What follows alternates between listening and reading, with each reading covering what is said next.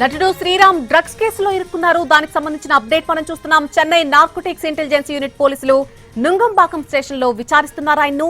Sriram blood samples ను కూడా ఇప్పటికే సేకరించినట్టుగా తెలుస్తోంది.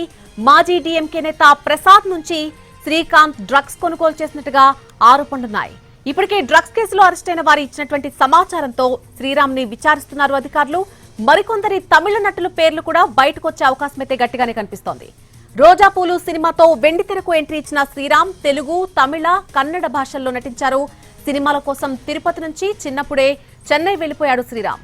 2002 నుంచి ఆయన ఇండస్ట్రీలోనున్నారు. ఒకరికి ఒకరు, ఆడవారి మాటలకు అద్దాలే వేర్లే లాంటి సినిమాలతో మన తెలుగు ప్రేక్షకులకు శ్రీరామ్ బాగా సుపరిచితం.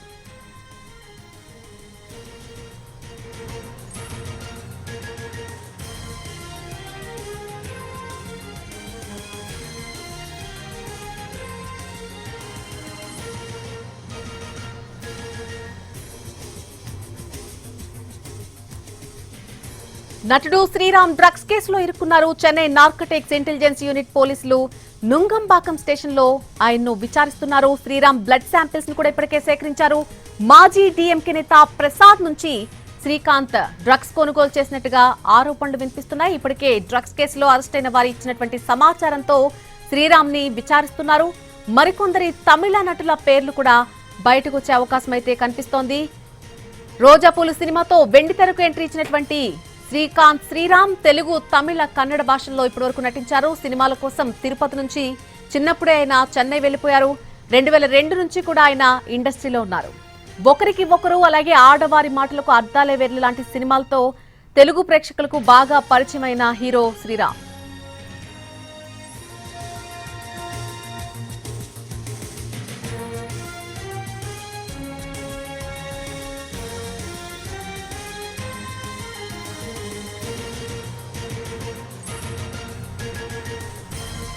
మనం బ్రేకింగ్ చూస్తున్నాం. ఇప్పుడే ఒక అప్డేట్ కూడా అంతోంది. డ్రగ్స్ కేసుకు సంబంధించి నటుడు శ్రీరామ్ ను అరెస్ట్ చేసినట్టుగా తెలుస్తుంది. ఆయనకు ఇప్పటికే వైద్య పరీక్షలు జరగడంతో వైద్య పరీక్షలో ఆయనకు పాజిటివ్ వచ్చినట్టుగా మనకు అప్డేట్ అంతోంది. దీంతో ఆయన ఇమ్మీడియట్ గా అదుపులోకి తీసుకున్నారు పోలీసులు. దానికి సంబంధించిన అప్డేట్ మనం చూస్తున్నాం. ఇదే విషయానికి సంబంధించి పూర్తి అప్డేట్ మా ప్రతినిధి కార్తీక్ ఆన్లైన్ ద్వారా అందిస్తారు. కార్తీక్, నటుడు శ్రీరామ్ ను డ్రగ్స్ కేసులో అరెస్ట్ చేసినట్టుగా మనకు సమాచారం అంతోంది. పూర్తి అప్డేట్ ఏంటి?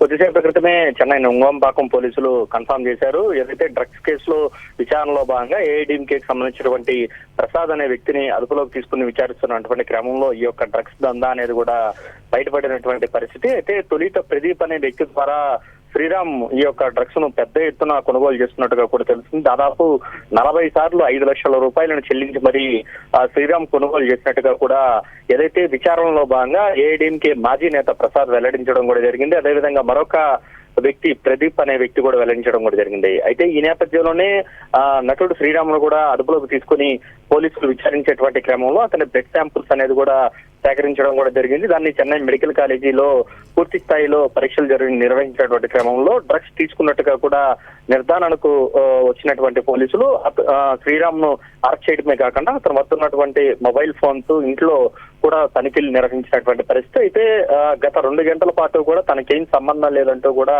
బుకాయిస్తూ వచ్చినటువంటి శ్రీరామ్ ఎప్పుడైతే ఇటు ల్యాబ్ లో వచ్చినటువంటి పరీక్షల్లో కూడా పాజిటివ్ గా రావడం, అటు తర్వాత ఉన్నటువంటి ఆధారాలు ఏదైతే 40 సార్లు కొనుగోలు చేసినటువంటి ఆధారాలు ఏవైతే ఉన్నాయో వాటన్నిటికి సంబంధించినటువంటి ఆధారాలు పక్కాగా ఉన్నటువంటి నేపథ్యంలో పోలీసులు ఇంకా ఏం నోరు మెదపలేనటువంటి పరిస్థితి ఏర్పడింది. దీంతో శ్రీరామ్ అరెస్ట్ చేసి ఈ కేసులో ఇంకెవరున్నారనే దాని మీద కూడా చాలా లోతుగా విచారణ చేపడుతున్నారు. అయితే మనకున్నటువంటి సమాచారం మేరకు ఎవరైతే అరెస్ట్ అయినటువంటి శ్రీరామ్ తో పాటు డ్రగ్స్ సరఫరాదారులుగా ఉన్నటువంటి ఏఐడీఎంకే మాజీ నేత ప్రసాద్, మరొక సరఫరాదారుడుగా ఉన్నటువంటి ప్రదీప్, వీరి ముగ్గురు సెల్ ఫోన్లను ట్రాక్ చేస్తున్నటువంటి క్రమంలో పలువురు తమిళనాడుకు సంబంధించినటువంటి సినీ ప్రముఖులు కూడా ఉన్నట్టుగా కూడా గుర్తించడం కూడా జరిగింది. అయితే ఇది టాలీవుడ్ ను కూడా తాకేటువంటి అవకాశాలుగా కూడా ఉన్నట్టుగా కూడా తెలుస్తుంది. ప్రదీప్ అనే వ్యక్తికి కొందరితో టాలీవుడ్ కు సంబంధించినటువంటి పలువురు ప్రముఖ సంగీత దర్శకులతో కూడా పరిచయాలు ఉన్నట్టుగా కూడా తెలుస్తోంది. సో ఈ నేపథ్యంలో ఈ కేసు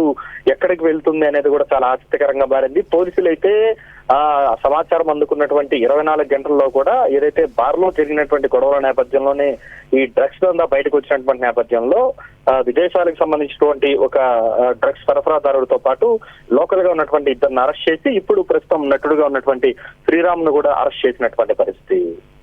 అయితే కార్తీక్, డ్రగ్స్ సరఫరా చేసిన వ్యక్తి నుంచి ఏదైనా ఇప్పటి వరకు సమాచారం బయటకు రాబట్టడం జరిగిందా? ఎందుకంటే ఇంకా కేవలం శ్రీరామ్ మాత్రమే కాదు, కొంతమంది తమిళ నటుల పేర్లు ఇంకా బయటకు వచ్చే అవకాశం గట్టిగానే కనిపిస్తోంది అనేటువంటి సమాచారం వినిపిస్తోంది. దీనికి సంబంధించిన అప్డేట్ ఏంటి అసలు?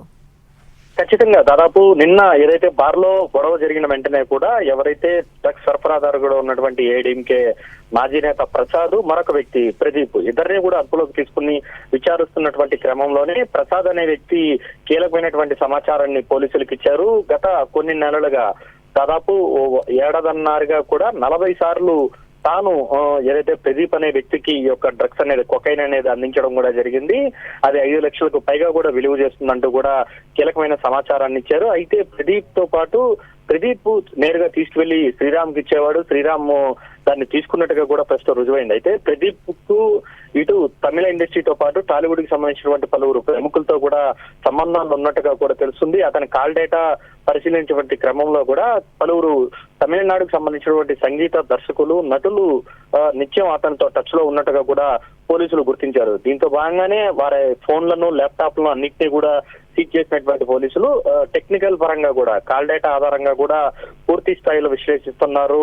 ఏదైతే మనీ ట్రాన్సాక్షన్స్ కావచ్చు, ఇతరత్ర వివరాలన్నింటినీ కూడా కూపీ లాగేటువంటి ప్రయత్నం